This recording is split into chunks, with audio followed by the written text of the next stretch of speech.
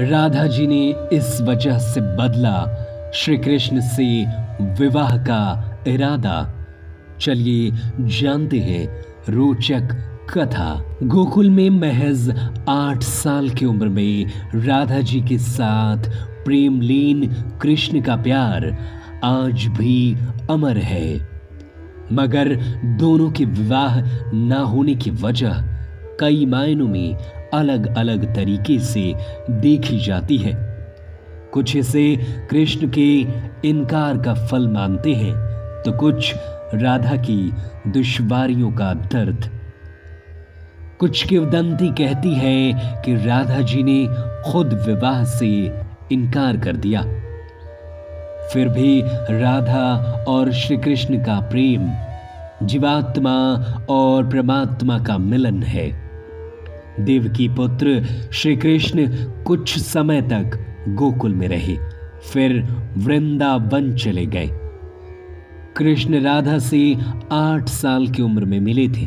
इसके बाद वो कभी वृंदावन लौटे नहीं। विवाह की बात पर राधा जी ने खुद ये सोचकर कृष्ण को इनकार कर दिया था कि वो एक ग्वाले की बेटी है और कृष्ण का विवाह किसी राजकुमारी से होना चाहिए, क्योंकि वो ग्वाले की बेटी होकर महलों के जीवन के लिए बिल्कुल उपयुक्त नहीं होंगी।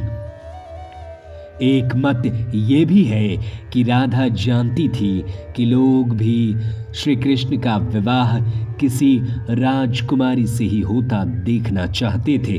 हालांकि कृष्ण ने राधा को समझाने की काफी कोशिश की, लेकिन राधा जी अपने निश्चय को लेकर दृढ़ थी। एक और व्याख्या कृष्ण जी के इनकार को लेकर है, जिसके मुताबिक राधा ने एक बार श्री कृष्ण से पूछा था कि वो उनसे विवाह क्यों नहीं करना चाहते, तो कृष्ण जी ने उन्हें बताया था कि कोई अपनी ही आत्मा से विवाह कैसे कर सकता है। श्री कृष्ण ने यह समझाने का प्रयास किया कि वो और राधा एक ही आत्मा है और उनको कोई अलग अस्तित्व नहीं है। ऐसे में दोनों का विवाह कैसे संभव है।